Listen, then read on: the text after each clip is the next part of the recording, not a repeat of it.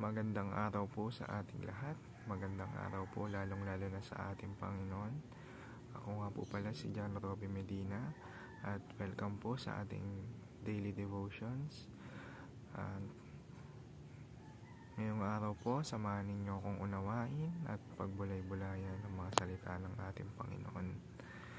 At ngayong araw po, October 21, 2024, araw ng Lunes, ang title po ng ating devotion ay ang Post Tenebras Lux, After Darkness Light.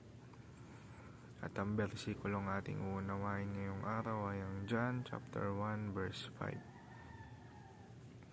Sinasabi rito, "The light shines in the darkness and the darkness has not overcome it." O sa Tagalog naman po, ang ilaw ay lumiliwanag sa kadiliman at ito hindi nagapi ng kadiliman. At mapunta naman po tayo sa ating teaching ngayong araw. Unang-una, the gospel is unstoppable. Sa ikalawa naman po, the gospel extinguishes darkness. At sa ikatlo naman po, the gospel cannot be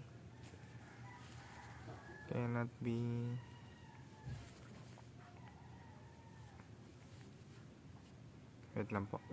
The darkness cannot be snuffed out.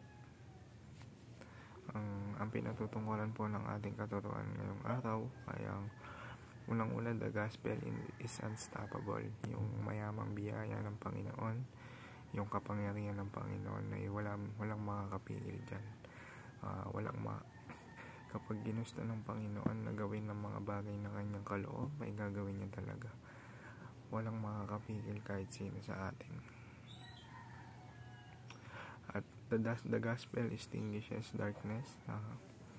Kumbaga, kahit kadiliman, hindi kayang puksain ang gospel ng ating Panginoon.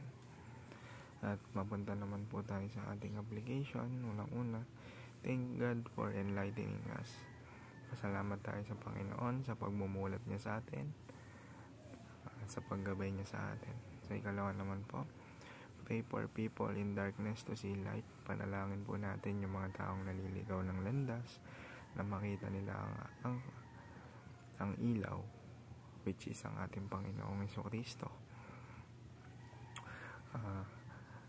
Gaya ng paggabay sa atin ng ating Panginoong Jesucristo, tayong mga tigasunod niya, ipanalangin po natin yung mga tao na sumasailalim sa mabigat na pagsubok o problema na face lang yan, na hindi binibigay sa atin ng Panginoon ang problema na di natin kayang lagpasan or within our limits.